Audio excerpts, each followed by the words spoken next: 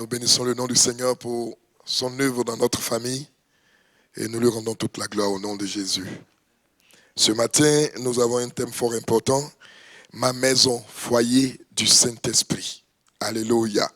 Quelqu'un peut le dire avec moi ce matin, ma maison, foyer du Saint-Esprit. Encore une fois, ma maison, foyer du Saint-Esprit. Une dernière fois, ma maison, foyer du Saint-Esprit. Amen. Père, je te rends toute la gloire. Je bénis ton nom du choix que tu portes sur ma modeste personne. Je veux ouvrir ma bouche et te laisser nous parler au nom de Jésus. Merci de m'orienter par ta sagesse, par la grandeur de ton esprit et que nous soyons édifiés, bénis ce jour au nom de Jésus. Amen. Amen. Ma maison, foyer du Saint-Esprit. Le thème, il est important parce qu'il y a d'abord un constat. Le constat est qu'il y a beaucoup de maisons qui ne représentent pas le foyer du Saint-Esprit. Et là, je ne parle même pas du monde, je ne parle même pas de ceux qui n'ont aucune relation avec Dieu, je ne parle pas de ceux qui n'ont pas d'alliance avec le Seigneur, je parle même de nous, considérés comme chrétiens, nous qui sommes membres du corps de Christ, nous qui sommes dans l'Église de Dieu.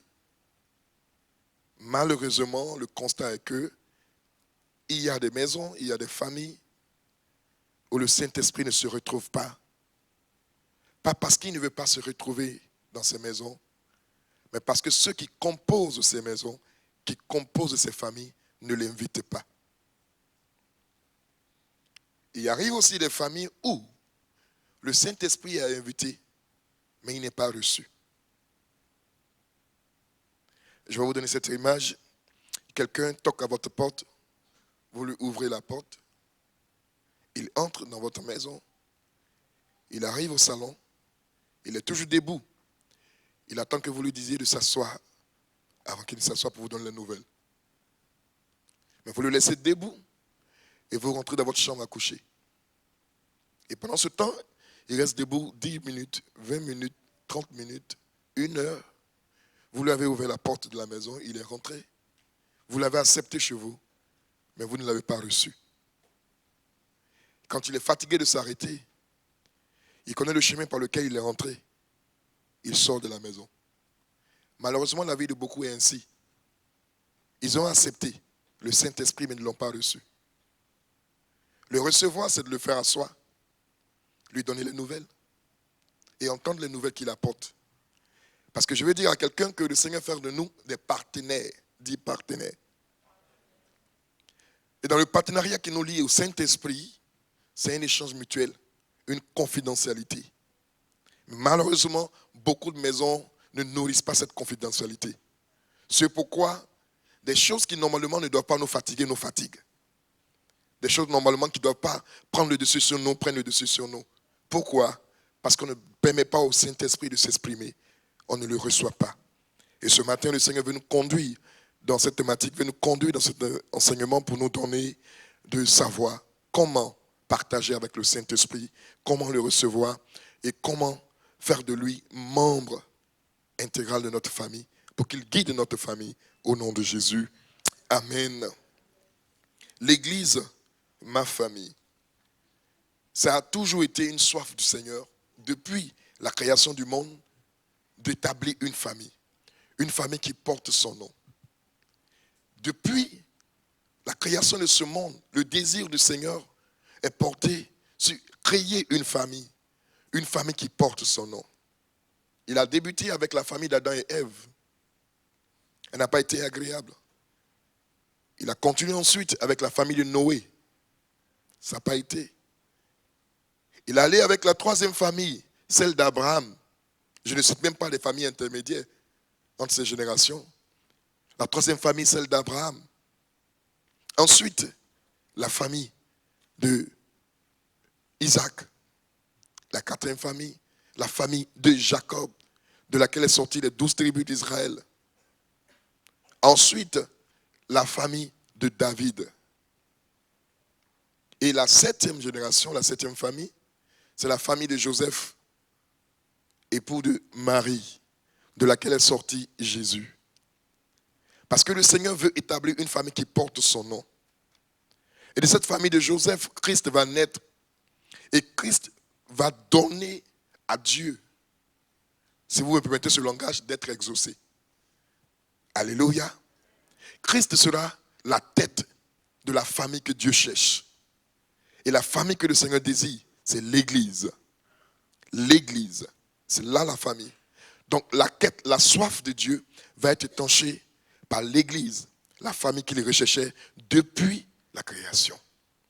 Quand nous lisons le livre de la Genèse, nous voyons que Dieu venait chaque jour parler à Adam et Ève, n'est-ce pas?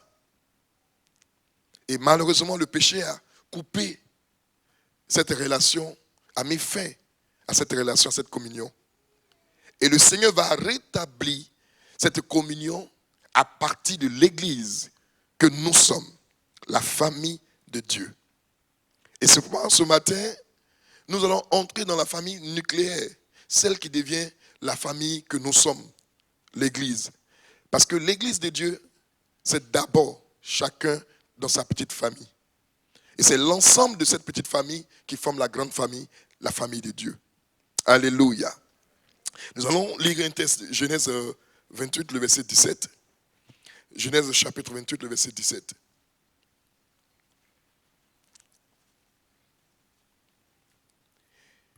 Il eut peur et dit que ce lieu est redoutable. C'est ici la maison de Dieu, c'est ici la porte des cieux. La maison de Dieu appelée Bethel. Bethel, la maison de Dieu ou la porte des cieux. Dans l'Ancien Testament, le thème maison de Dieu désignait un lieu de rencontre avec Dieu. Lorsqu'on disait je vais à la maison de Dieu, on y allait dans le but de rencontrer le Seigneur. Et vous allez voir dans le livre d'Exode 25, verset 22, Dieu parlait à Moïse en Exode 25, 22. Il dit, c'est là que je me rencontrerai avec toi, du haut du propitiatoire, entre les deux chérubins placés sur l'arche du témoignage, je te donnerai tous mes ordres pour mes enfants, pour les enfants d'Israël. Amen. Et donc, la maison de Dieu est un lieu de rencontre. Un lieu de rencontre où le Seigneur venait rencontrer son peuple, selon Exode dans l'Ancien Testament. Donc, c'était un lieu de retrouvailles entre Dieu et son peuple, entre Dieu et la famille qu'il se voulait. Et cette maison-là va donner une certaine conduite au peuple de Dieu. C'est-à-dire que lorsqu'on n'est pas dans le tabernacle de Moïse et que nous sommes en dehors du tabernacle, nous avons une certaine attitude. Parce que nous nous disons que Dieu n'est pas là. Maintenant, lorsque nous voulons rencontrer Dieu et que nous allons dans le tabernacle, nous avons une autre attitude, une attitude pieuse, sainte. Et voilà comment les hommes marchaient. Voilà comment la famille est censée être la famille de Dieu fonctionnait autrefois. Elle avait deux vies. Une vie lorsqu'elle est dans le tabernacle et une autre lorsqu'elle est hors du tabernacle. Et ça encore, ce n'était pas parfait. Parce que ce n'est pas ce que le Seigneur voulait. Et le Seigneur va conduire même Salomon, qui a bâti le premier temple. Il disait, en 2 Chroniques 2, verset 6, 2 Chroniques 2, verset 6, il dit, mais qui a le pouvoir de lui bâtir une maison, puisque les cieux des cieux ne peuvent le contenir? Et qui suis-je pour lui bâtir une maison, si ce n'est pour faire brûler des parfums devant lui? Alléluia. Alors, Salomon disait ici que personne n'a la capacité de bâtir une maison à Dieu. Parce que le Seigneur a le ciel pour siège et la terre pour marchepied. Donc, qui peut lui bâtir une maison dans laquelle il peut se contenir? Personne. Personne n'avait cette capacité. Donc, les gens fonctionnaient selon la maison que Moïse avait bâtie, dans le même style, de sorte que quand on vient à l'église, nous sommes pieux, nous avons une attitude, nous marchons comme des saints anges. Quand nous saluons le frère, oh bonjour frère. Mais hors de la maison de Dieu, nous avons une autre manière de saluer. C'était l'Ancien Testament, c'était l'ancienne manière de voir, l'ancienne manière de fonctionner. Et cette manière de fonctionner n'était pas propre à la volonté de Dieu. Ce n'était pas saint. Ce n'est pas ce que le Seigneur recherchait. Alors le Seigneur, à la naissance de Jésus-Christ de Nazareth, par le ministère de Christ, va venir établir la maison qu'il veut, va venir établir la famille qu'il désire.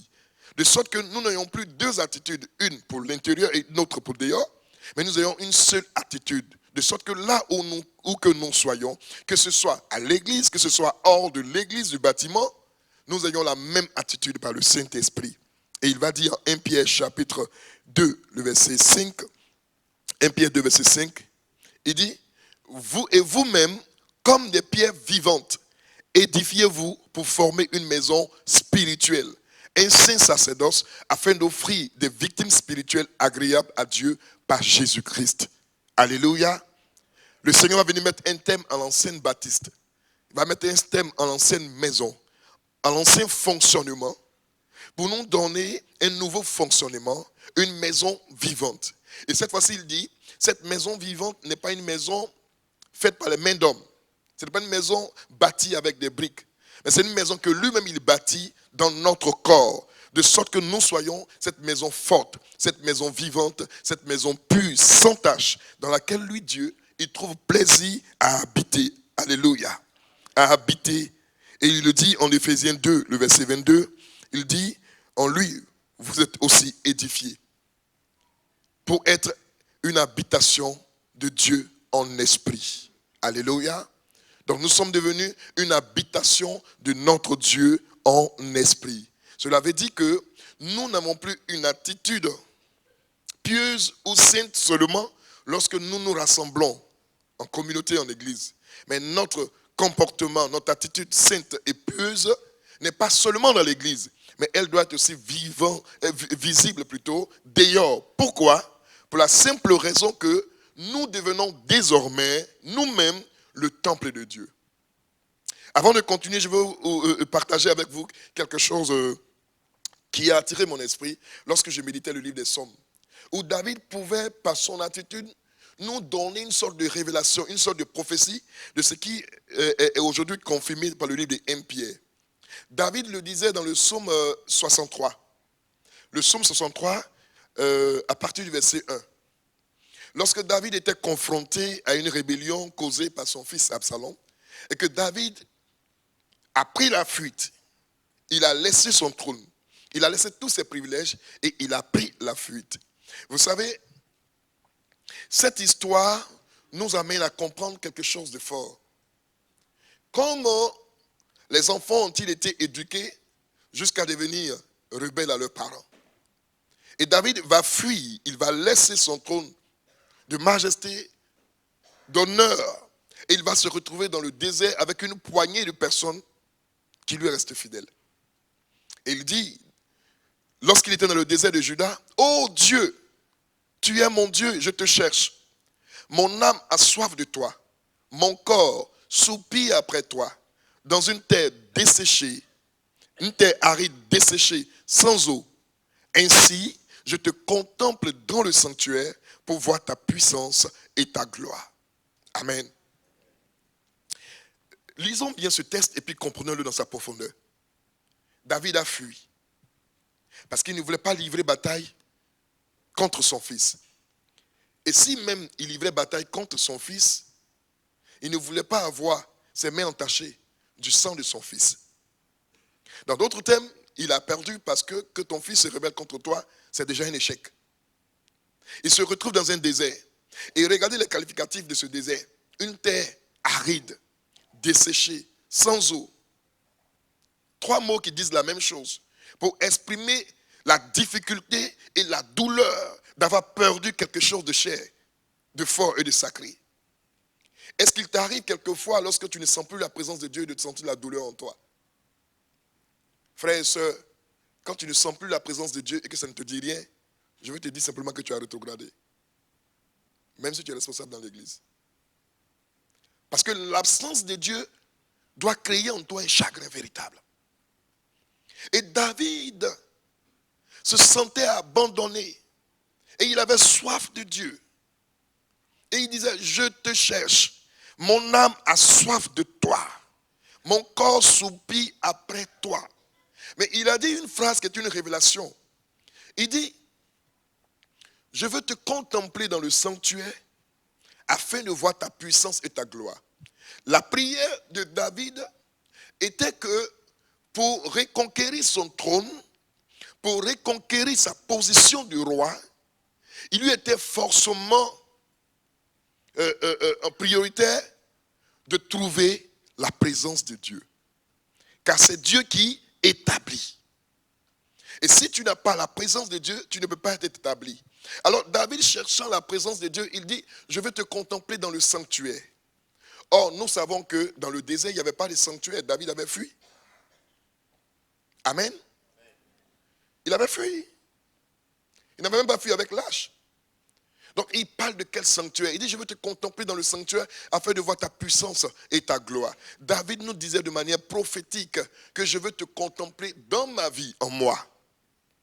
Et si je te contemple dans ma vie, en moi, et que je te découvre à nouveau dans ma vie, je sais que ta puissance va se manifester et cette puissance va me reconduire à la gloire que j'avais perdue.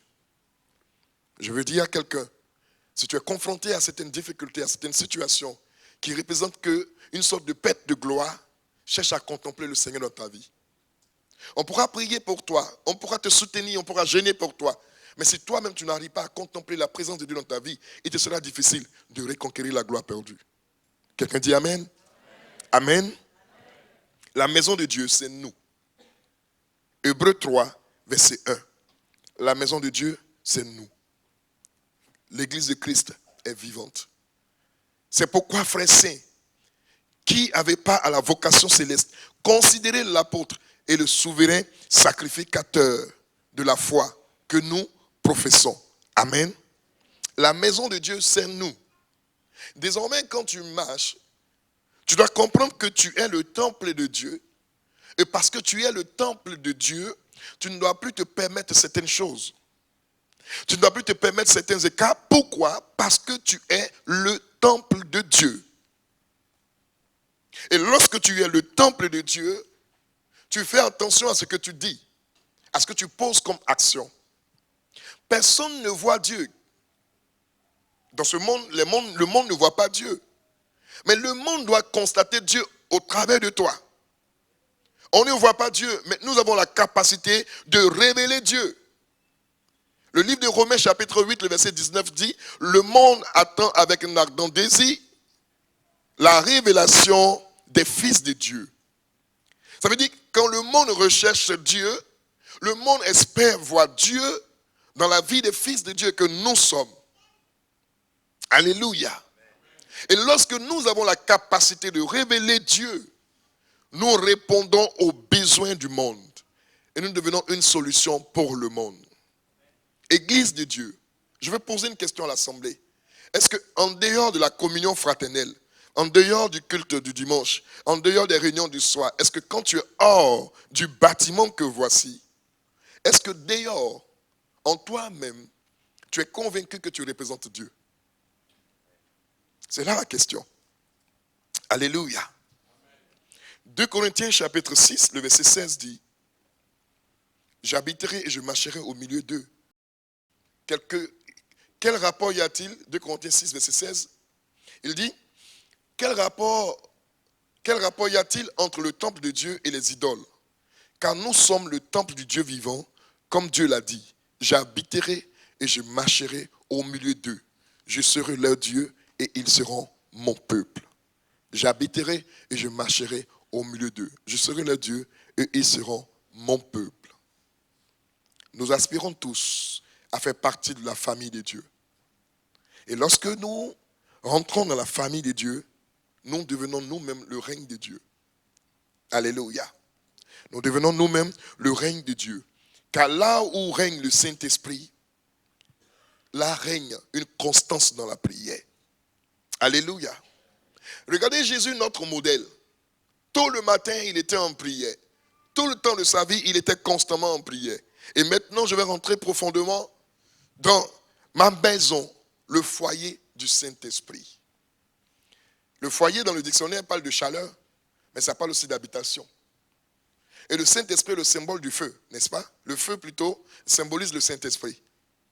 Alors, si ma maison doit être le foyer du Saint-Esprit, il faut que dans ma maison, il y ait constamment le feu du Saint-Esprit. Et on ne peut obtenir le feu du Saint-Esprit que par la prière et la méditation. Alors, avant même de donner quelques solutions, je veux révéler quelques problèmes. Quand le diable veut empêcher une maison, une famille, un couple d'être embrasé par le Saint-Esprit, la première des choses qu'il va attaquer, c'est la communion. Il va briser la communion entre monsieur et madame. Briser la communion entre les parents et les enfants. Et lorsque la communion est rompue, on ne s'entend plus dans la maison. Et si on ne s'entend plus dans la maison, on ne peut plus faire les choses ensemble. Or, la Bible dit, là où deux ou trois sont en mon nom, je suis présent au milieu d'eux. Permettez-moi de vous dire que là où deux, c'est papa, c'est maman, et trois, ce sont les enfants. Je suis présent au milieu d'eux. Nous remarquons aujourd'hui qu'on n'arrive plus à prier. Les couples n'arrivent plus à prier ensemble. Les maisons, les familles n'arrivent plus à prier avec leurs enfants. Et quand on se rassemble pour prier, on se dit, en 1 minute, 2 minutes, venez, on va rendre grâce à Dieu. Si vous faites une enquête, ici à Saint-Brieuc, dans les familles chrétiennes, la prière à laquelle tout le monde est fidèle, c'est la prière pendant le repas.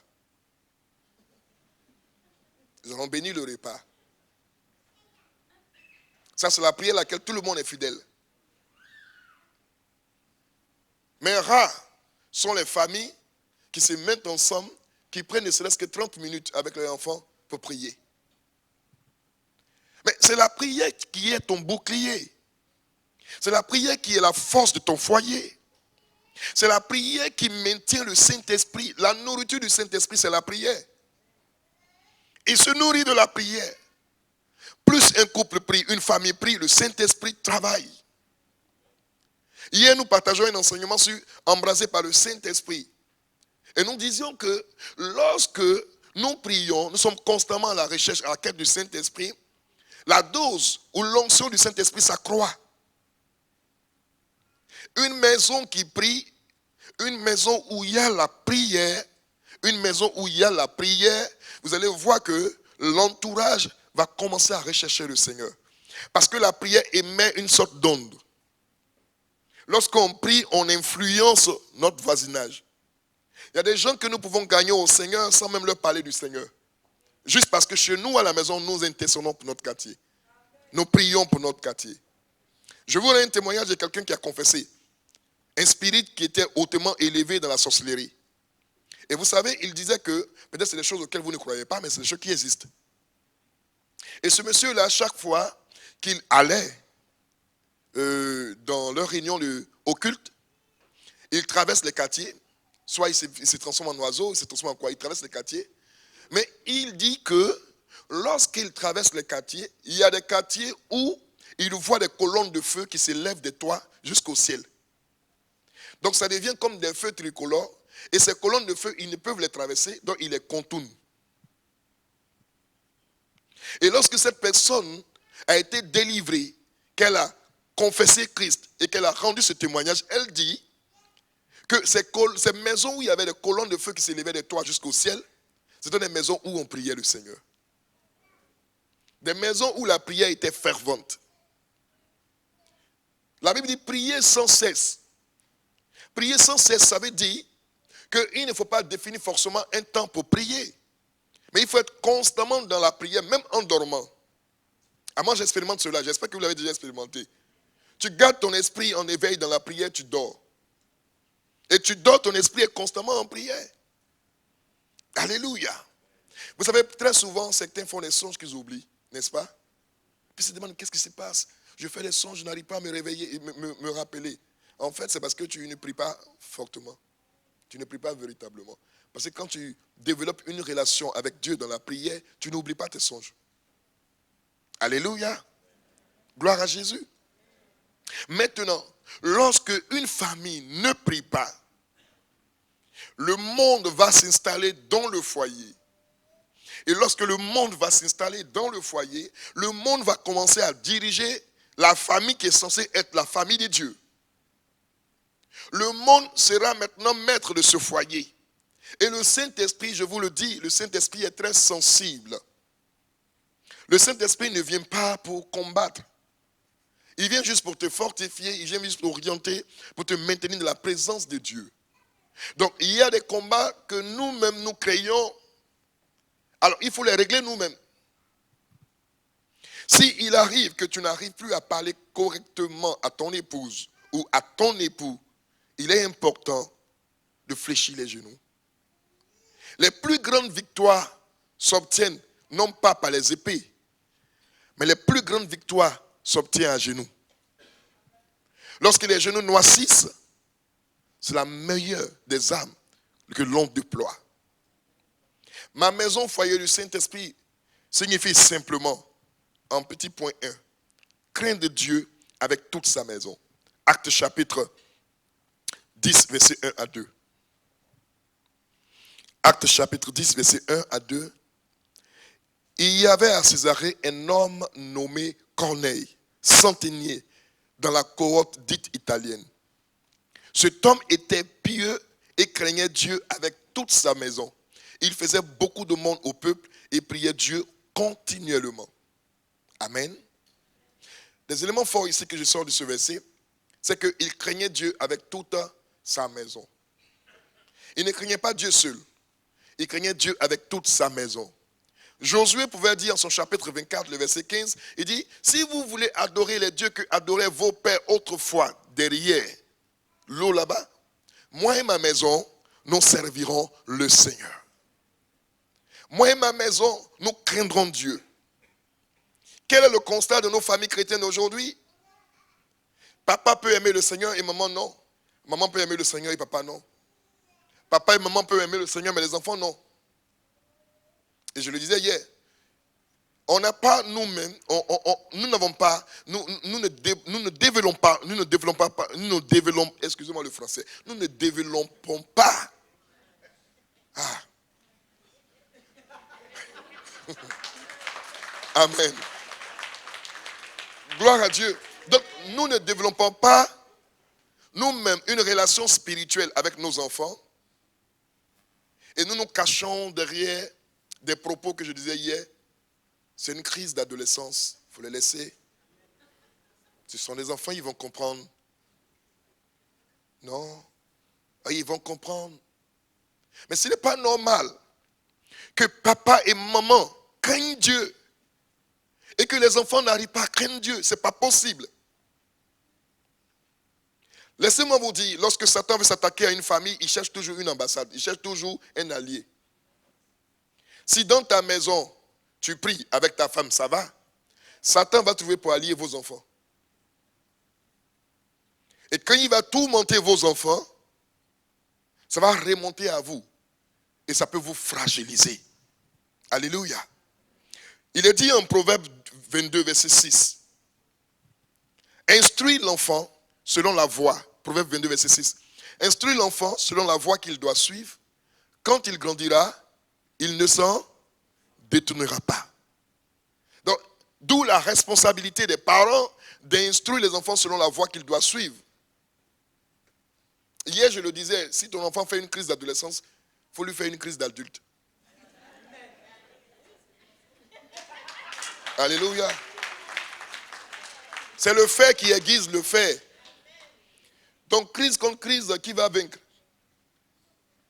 Alléluia. Gloire à Jésus-Christ de Nazareth. Nous devons influencer nos enfants par notre vie de prière, par nos conseils. C'est vrai, on enseigne la liberté. Il faut être libre. Mais l'enfant, avant qu'il ne fasse un choix, c'est parce qu'il voit le premier modèle d'un enfant, c'est son père ou c'est sa mère. Et si ton enfant ne voit plus en toi le modèle, excusez-moi de le dire, quelque part tu as échoué. Je vous le dis sincèrement. Parce que le premier modèle d'un enfant, c'est son père ou c'est sa mère. C'est pourquoi les enfants, ils regardent tout. Il regarde tout. Moi, je me rappelle quand j'étais plus jeune. Écoutez, ma mère nous privait de petit déjeuner parce qu'on refusait d'aller à l'église. Ah mais oui, on va trouver qu'elle exagérait, mais ça nous a aidés. Amen. Non, il faut encourager les enfants. Parce que pour que le Saint-Esprit soit dans notre foyer, dans notre maison, c'est toute la maison qui doit servir Dieu. Toute la maison doit servir Dieu. La maison doit être au service de Dieu. D'abord les hommes de la maison, les parents, les enfants. Mais toute la maison elle-même, les meubles, l'eau, l'électricité, tout doit servir Dieu. Tu te demandes comment est-ce que ton électricité peut servir Dieu. Je te donne juste un exemple. Si ton électricité n'est pas gaspillée à regarder des films qui n'apportent rien, et qu'il est connecté à écouter les adorations, à regarder les adorations, les films qui édifient, ton électricité est en train de servir Dieu. Amen. Amen. Voilà comment sa maison doit servir le Seigneur. Tes fauteuils dans la maison, ton canapé. S'il n'est pas un canapé qu'on utilise constamment pour se retrouver entre amis, pour consommer de l'alcool et fumer de la cigarette. Mais si c'est un canapé où on invite le voisin, la voisine à méditer, à échanger, à étudier un texte biblique, il est en train de servir Dieu. C'est pourquoi on dédicace les maisons, n'est-ce pas? Quand on prend une maison, on la dédicace au Seigneur. Mais comment une maison que tu as dédicacée au Seigneur devient une tribune de tous les fumeurs du quartier? C'est chez toi on se retrouve pour consommer le tabac et autres. C'est que ta maison n'est plus pour le Seigneur. Ma maison foyer du Saint-Esprit, ça commence par la volonté. Une décision. On se décide et les choses prospèrent. Alléluia. Une année, le Seigneur révélait à ma femme qu'on était attaqué par les œuvres de la sorcellerie. Et donc, la sorcellerie voulait avoir un chemin pour avoir accès à notre maison. Et elle a discerné cela. Moi, je salue toutes les femmes ici. Toutes les mamans, je vous salue. Parce que la femme a un discernement aiguisé. La femme est très sensible au discernement. Et qu'elle m'a dit cela, dit, oh Satan, il ne peut rien, chérie, laisse tomber. Et elle a pris ça à cœur. Elle a prié jusqu'à ce que le Seigneur révèle comment le diable voulait avoir accès à notre maison. Et nous sommes opposés avec une foi farouche. Et il a fui très rapidement. Imaginez-vous, c'est vrai qu'en France, c'est voté. Mais je veux parler de la parole de Dieu. Imaginez-vous que votre fils que vous aimez bien, votre fils, vous avez prié, lutté pour avoir un fils, un garçon. Et le Seigneur vous a donné votre fils, un garçon. Vous êtes heureux, heureuse. Vous l'habillez, tout le monde l'apprécie. Ah, il est mignon votre bébé, il est mignon votre garçon. Et à 17 ans, l'enfant vient vous voir. Maman, je fais mon choix. Je suis homosexuel. Je suis gay. Et vous, parents chrétiens, vous regardez l'enfant pour lui dire, mon fils, peu importe ton choix, sache que nous te soutenons, nous sommes ta famille. C'est la preuve que cette maison a échoué. C'est la preuve que cette maison a échoué. N'écoutez pas les gens qui disent on est ainsi. On n'est pas ainsi. On n'est pas gay. Ça n'existe pas. La Bible n'enseigne pas cela. C'est un mensonge. Amen. Amen. Quand Dieu a créé Adam, il n'a pas créé Richard. Alléluia. Il n'a pas formé Ève et Martine. Donc, personne n'est sage plus que Dieu. Personne n'est sage plus que Dieu. Un jour, quand j'étais plus jeune, je commençais dans le ministère et un jeune homme de mon quartier m'a dit, mais dans la Bible, il n'est pas écrit, tu ne peux pas fumer. Donc montre-moi le verset. Je lui ai dit, je viens. J'ai cherché pendant une semaine, je n'ai pas trouvé. J'ai dit, mais Seigneur, c'est quoi ça? Comment je vais lui répondre? Ça me fatiguait. Et puis un jour, j'écoute un message de mon père spirituel, docteur Dion Robert, qui dit, j'oublie le verset, il dit, tu ne gaspilleras pas de l'argent parce qu'il ne nourrit pas ton corps. Quand je saisis cela, j'étais content, j'essaie de le chercher. Il dit, viens ici. Oui, ta question c'était quoi là? Mais lis, la Bible dit, tu ne gaspilleras pas de l'argent parce qu'il ne nourrit pas ton corps. Est-ce que le tabac nourrit ton corps? Il dit non, donc tu ne dois pas fumer. Et maintenant j'ai ajouté que Dieu est tellement sage que si nous devions fumer, il allait mettre une cheminée ici. Parce que chaque trou que le Seigneur met a un rôle. N'est-ce pas? J'aspire l'air par mes narines, je respire par ma bouche.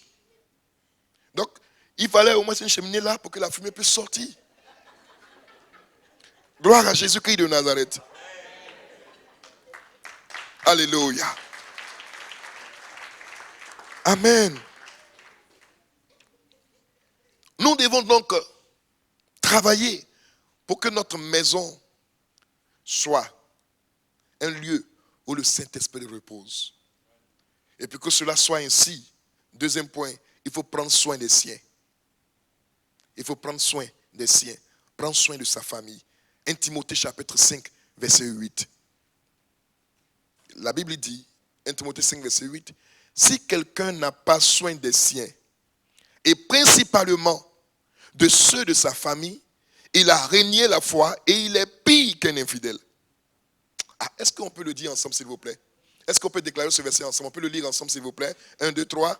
Si quelqu'un n'a pas soin des siens, et principalement de ceux de sa famille, il a régné la foi et il est pire qu'un infidèle. Amen.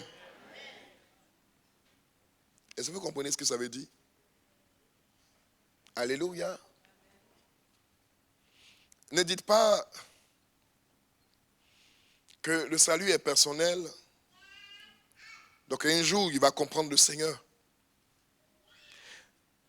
Écoutez, le salut est personnel, ça veut simplement dire que moi, je suis sauvé. Mais mes enfants ne sont pas sauvés avec mon ticket. Chacun a son ticket pour aller au paradis. Donc, le ticket que j'ai, il est personnel. C'est ce que signifie le salut est personnel. Ça ne veut pas dire que parce que je suis sauvé, de regarder croiser les bras et les autres, ils vont avoir le salut. Le Seigneur ici nous dit que celui qui n'a pas soin des siens, des membres de sa famille, il a régné la foi. Donc, si tu n'éduques pas ta maison à aimer le Seigneur, tu as régné la foi. Si tu permets certaines choses qui sont aujourd'hui, vous savez, l'industrie cinématographique aujourd'hui met toujours des petits codes pour envoûter les gens. Parce que on peut être édifié et béni en regardant la télévision, n'est-ce pas? De même, on peut être possédé en regardant la télévision. Quand nos enfants regardent des choses dont je ne veux pas nommer ici, mais c'est un film où on enseigne, on dit à l'école de la sorcellerie. Mais on dit à l'école de la sorcellerie. Et toi, le père, quand tu vas à la grande surface, ah, mon fils a demandé un film à l'école de la sorcellerie. Et tu achètes. Et j'ai eu ton film. Qu'est-ce que tu es en train de faire à ton enfant? Tu lui apprends à devenir sorcier. Tout ce que les enfants regardent les influence. Même les parents. Quand j'étais plus jeune, il y avait un film qu'on passait en série télévisée à Abidjan. Je ne sais pas comment on appelle ça, l'homme animal ou manimal, quelque chose comme cela. Il se transforme en tigre, il se transforme en serpent, en aigle. Je ne sais pas si vous avez l'homme animal. Mais ce film m'a tellement marqué que chaque fois que je finis de regarder, je me mets dans la cuisine de ma maman. Je me concentre. Je veux devenir aigle. Donc je regarde, depuis qu'il ne voit pas les plumes, je suis énervé. L'enfant veut copier tout ce qu'il regarde à la télévision.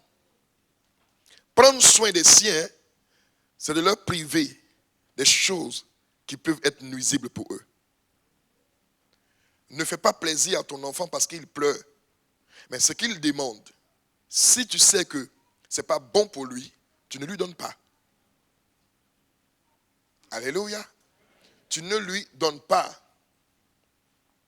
L'un de mes pères dans la foi, le pasteur Sanogo Mohamed, disait un jour quelque chose. Il dit, quand bien même tu aimes ton enfant, quand bien même tu aimes ton enfant, mais quand il a 9 ans, 10 ans, tu ne lui achètes pas une voiture. N'est-ce pas? Pourtant, une voiture, elle est bonne. Mais en lui offrant la voiture, tu le conduis à la mort certaine.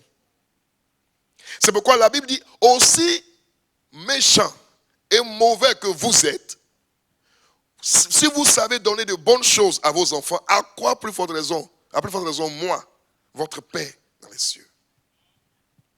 Prendre soin de sa famille, c'est de leur donner les bonnes choses.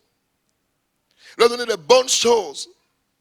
C'est pourquoi nous sommes plus vieux que nos enfants, parce que nous avons vu des choses qu'ils vont voir demain. Donc nous avons de l'expérience et nous transmettons cette expérience à nos enfants. Nous voyons des familles qui ne se parlent pas. Ça existe, ils ne se parlent pas. Le pasteur ou le frère en Christ ne parle pas avec son frère. La maman ne parle pas avec sa soeur. Et ça peut durer des années.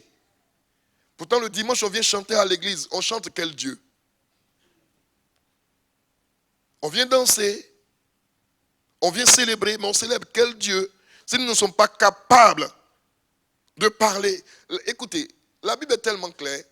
Avant de faire ton offrande, que tu te souviennes qu'il y a quelqu'un qui te reproche des choses.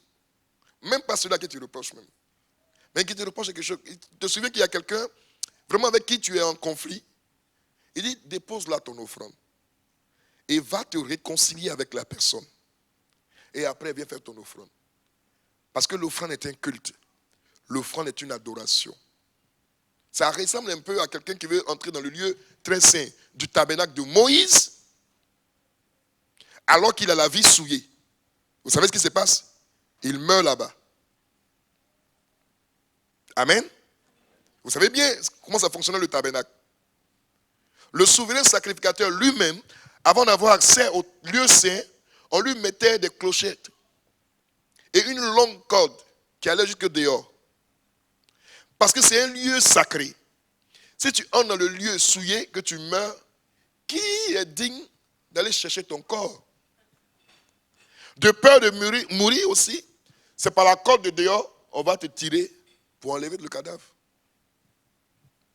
Ainsi, quand tu viens offrir à Dieu, c'est un culte que tu lui rends.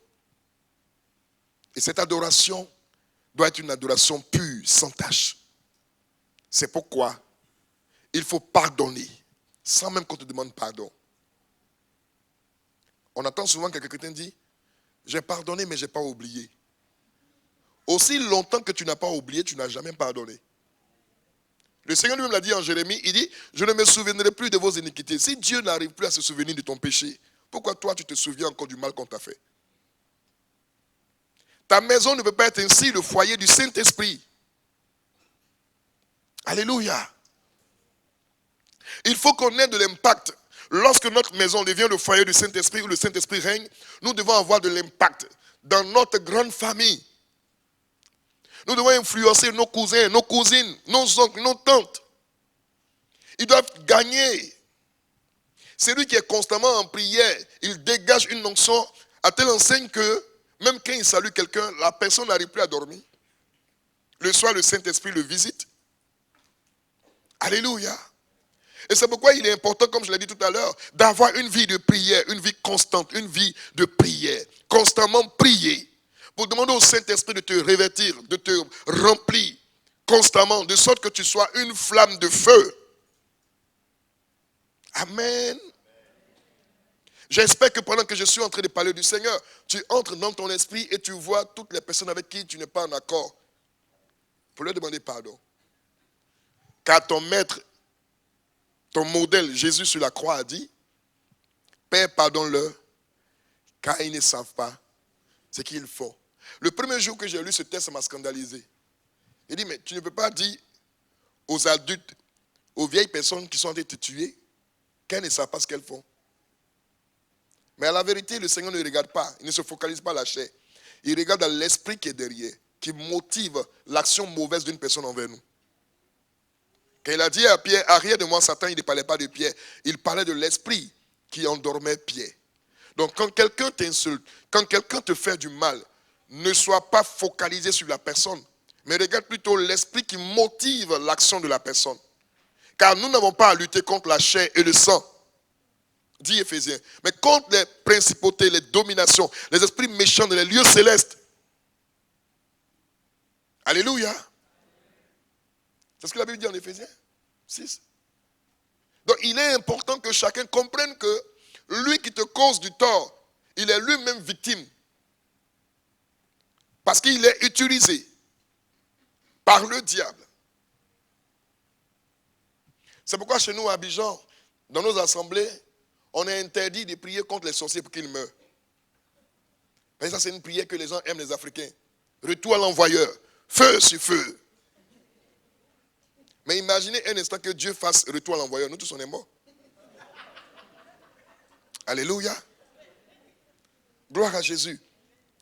Si nous avons la capacité de prier pour qu'un sorcier meure, c'est que nous avons aussi la capacité de prier pour qu'il soit délivré. Or, s'il meurt dans son péché, il va en enfer. Qui gagne? C'est le diable. Mais s'il est délivré, il va au paradis. Qui est honoré? C'est le Seigneur. Or, la Bible dit qu'il y a de la joie dans le ciel lorsqu'une âme est gagnée. Donc, si nous utilisons le même pouvoir, la même capacité que Christ nous a donné pour délivrer ceux qui nous font du mal, nous serons en train de gagner 2 fois et humilier le diable 2 fois.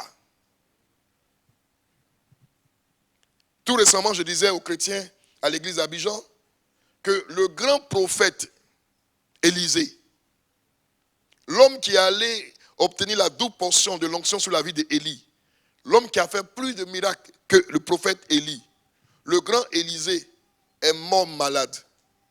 Vous savez pourquoi? Parce que malgré l'onction de Dieu sur sa vie, il n'était pas tolérant.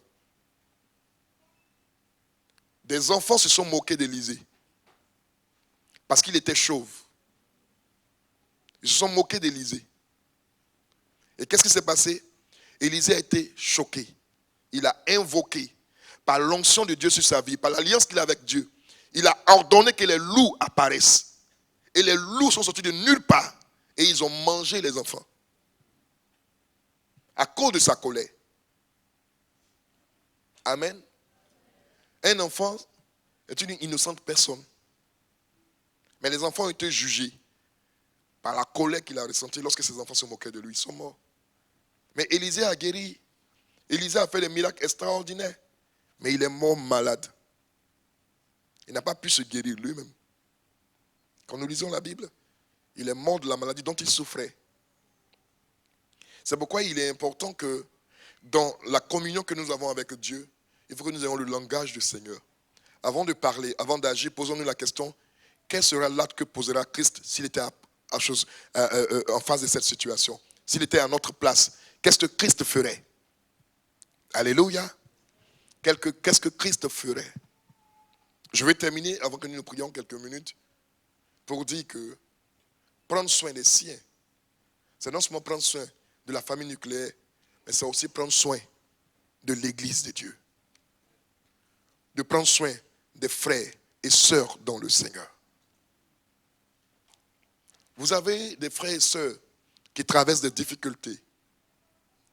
Et vous les voyez dans leurs difficultés. Et vous attendez une révélation spécifique du Seigneur avant d'agir. Excusez-moi, on appelle ça la méchanceté. Alléluia. Parce que si tu arrives à constater les difficultés de ton frère et que l'autre n'arrive pas à constater les difficultés, c'est que Dieu t'a déjà parlé. Parce qu'il pouvait ne pas te faire voir ce qu'il traverse. Mais tu as vu, ça veut dire que tu dois aider. Tu dois aider. Tu dois manifester l'amour. Car le foyer où le Saint-Esprit règne, l'un des secrets ou l'un des éléments par lesquels on sait que le Saint-Esprit règne dans une maison, c'est l'amour. L'amour véritable. L'amour véritable. Je voudrais dire à toutes les personnes qui ont été victimes d'adultère ou qui sont séparées une fois, deux fois, trois fois, c'est vrai, c'est le passé. Mais de grâce, n'allez plus au divorce. Alléluia. Parce que chaque fois, tu paies une partie de ta vie. Amen. Le pardon, l'amour est enseigné par la parole de Dieu. Quand nous lisons 1 Corinthiens, où la Bible parle de divorcer, sauf pour cause d'adultère, sauf pour cause d'infidélité plutôt, le mot infidélité, qui est écrit en français infidélité, est une transcription grecque de pornéia. Pornéia ne veut pas dire infidélité envers l'homme et la femme. Pornéia signifie infidélité vis-à-vis de Dieu. Je ne sais pas pourquoi je parle de cela.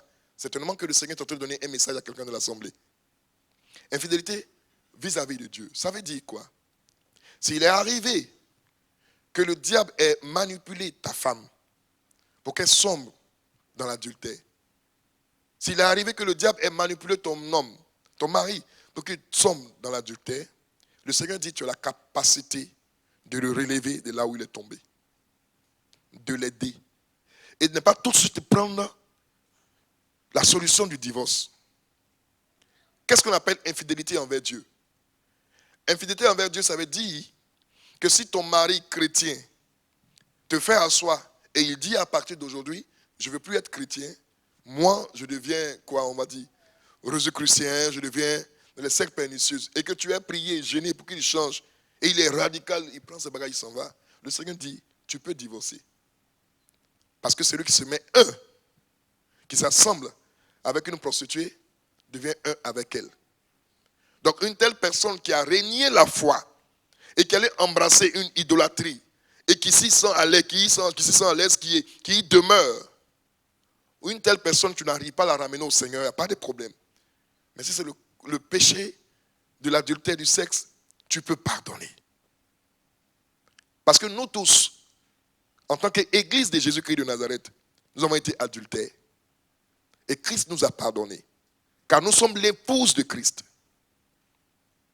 Ma maison, foyer du Saint-Esprit, veut simplement dire que je dois donner la première place au Saint-Esprit dans ma maison.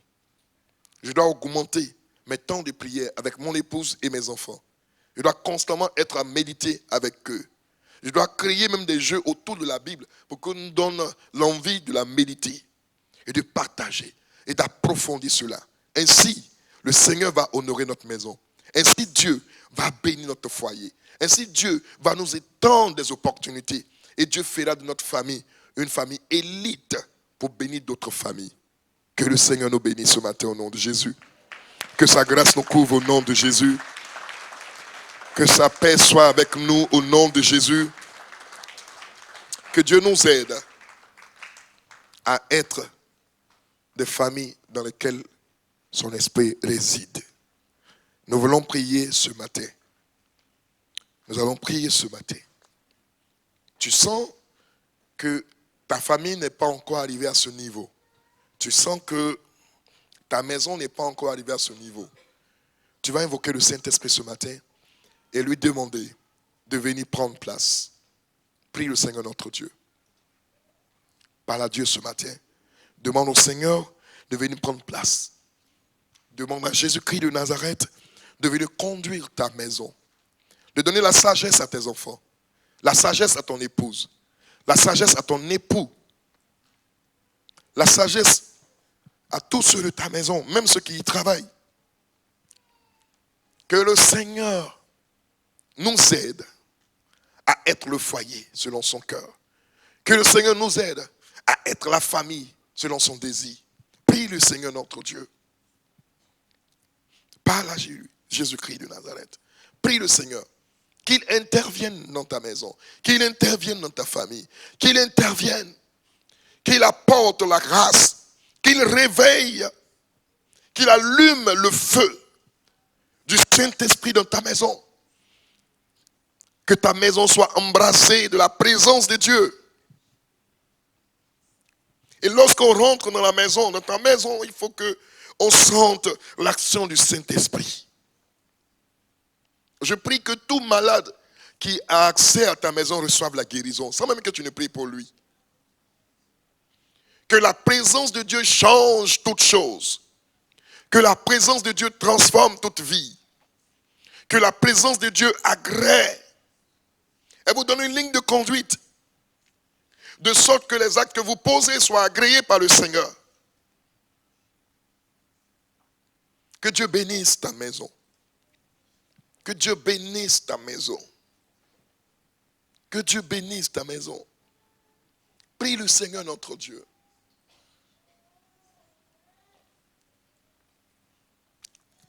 Prie le Seigneur notre Dieu.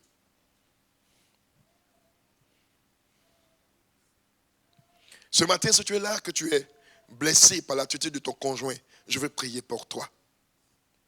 J'ai cette parole de la part de notre Dieu dans mon cœur. Tu es blessé par l'attitude de ton conjoint. Et cette douleur est là. Et tu n'arrives pas à pardonner. Tu fais des efforts, mais tu n'arrives pas. Je vais prier pour toi. Le Seigneur veut guérir ton cœur ce matin. Lève simplement la main, je vais prier pour toi. Toi qui es dans cette situation, lève la main. Je vais prier pour toi. Levez-vous, je vais vous voir. Vous qui êtes dans la situation.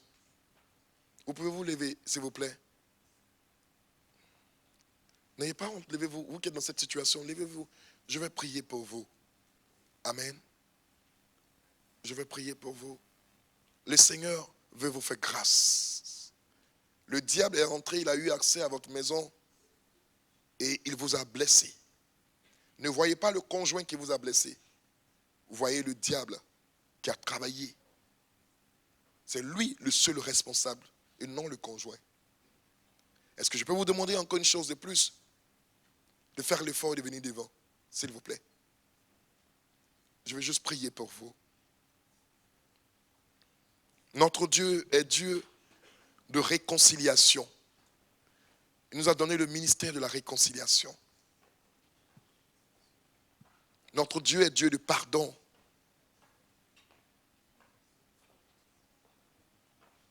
Vous allez voir que souvent, vous avez mal.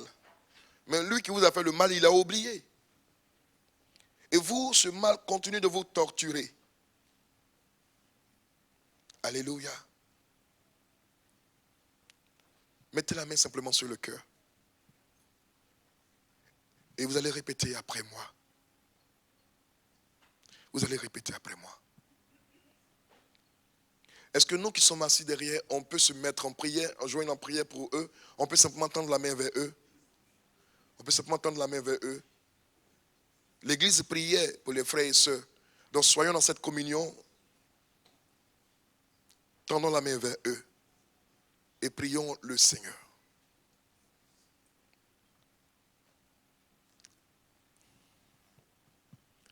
Tu vas dire après moi, toi qui es devant, toi qui as la main. Père, je te prie ce matin au nom de Jésus. Pendant longtemps, j'ai souffert de cette douleur, de ce chagrin.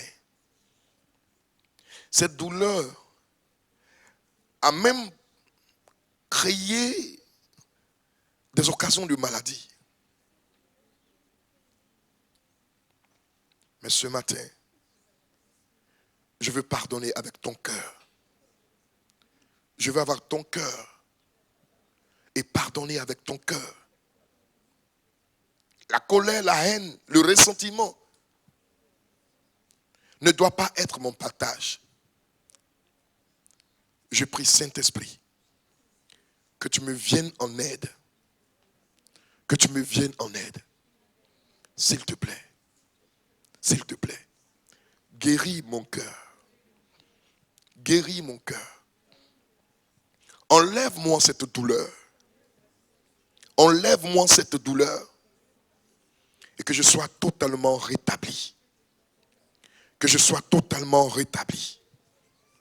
Que je sois totalement rétabli. Que je sois totalement rétabli. Mon Dieu, à la place de cette douleur, remplis-moi de joie. Remplis-moi de joie. Remplis-moi de joie. Remplis-moi de joie, Seigneur. Remplis-moi de joie. Remplis-moi de joie. Remplis-moi de joie, Saint-Esprit. Remplis-moi de joie. J'ai besoin de ta joie. Remplis-moi de joie. Oh, merci Jésus. Remplis-moi de joie. Remplis-moi de joie. Remplis-moi de joie, Saint-Esprit. Remplis-moi de joie. Mon cœur est fait pour aimer. Remplis-moi de joie. Il est fait pour vivre le bonheur. Le diable m'a distrait dans la colère, dans le ressentiment. Mais tu me combles de joie ce matin. Au nom de Jésus-Christ. Amen. Amen. Que le Seigneur vous bénisse. Je vais prier pour un autre sujet. Et pour ce sujet, vous allez rester sur place. Pour toutes les personnes qui sentent un quelconque mal. Vous avez une quelconque maladie. Vous avez un quelconque mal. Je crois que Jésus-Christ est capable de vous guérir ce matin. Je vais juste te demander de mettre la main là où tu as mal. De mettre la main là où tu as mal. Et nous allons prier pour toi. Le Seigneur t'accorde la guérison au nom de Jésus-Christ de Nazareth. Tu vas rester sur place, mais tu vas te tenir debout, s'il te plaît. Tu resteras sur place, mais tu te tiens debout, s'il te plaît. Nous allons prier pour toi. Que la guérison du Saint-Esprit descende maintenant et qu'elle vienne d'accorder la restauration totale au nom de Jésus. Je prie maintenant au nom puissant de Jésus-Christ de Nazareth. Je prie par la puissance du nom de Jésus-Christ de Nazareth. Que toute maladie, où qu'elle soit logée, d'où qu'elle provienne, par la puissance du nom de Jésus, je prends autorité ce matin. Je brise jusqu'à la racine cette maladie. Je l'arrache des corps maintenant. Père, tu dis, nous chasserons les démons, nous guérirons les malades. Je prie maintenant que la main du Saint-Esprit soit posée sur chaque personne, où qu'elle soit debout, Seigneur. Que la grâce de la guérison touche maintenant les vies au nom de Jésus.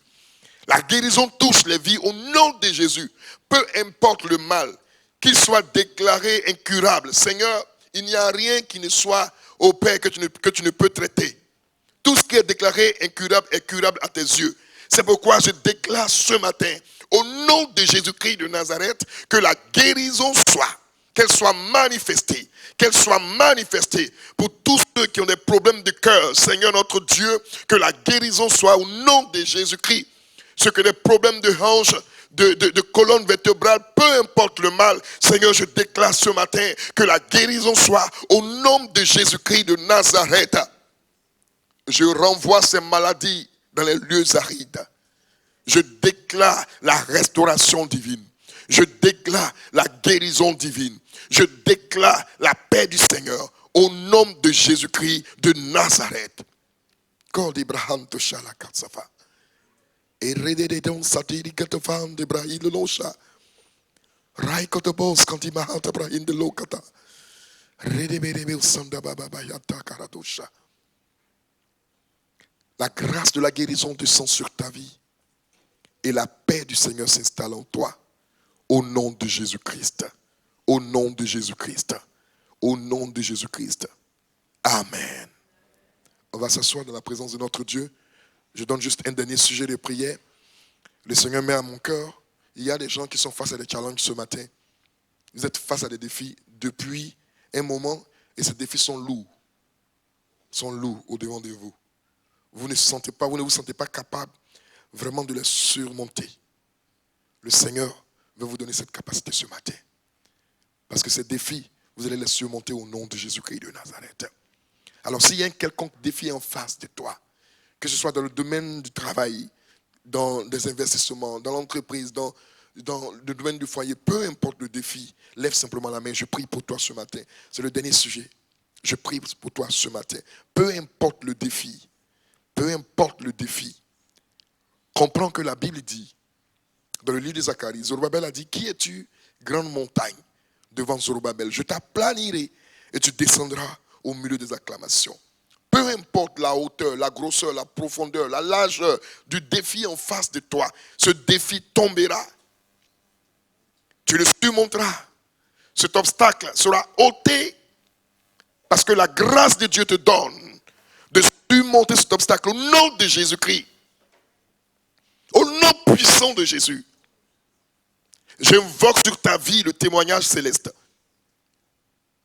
Seigneur notre Père, aucun défi, aucun obstacle, aucune barrière, aucun blocage ne peut subsister au devant de tes enfants. Ils sont vainqueurs, ils sont triomphateurs. Par le Saint-Esprit, car tu as dit en Luc 10, 19, tu nous as donné le pouvoir de marcher sur les serpents, les scorpions, sur toute la puissance de l'ennemi. Et tu as dit, rien ne peut nous nuire. Ainsi nous déclarons à la lumière de ta parole, et nous savons que tu veilles sur ta parole pour l'accomplir. Merci notre Dieu de ce que ta parole est accomplie dans leur vie au nom de Jésus. Et les témoignages seront rendus pour la gloire de ton Saint-Nom. Merci Saint-Esprit pour ce temps que nous avons passé à ta présence ce matin. Au nom de Jésus-Christ, nous disons Amen, Amen, Amen. Quelqu'un peut donner une acclamation à Jésus-Christ de Nazareth?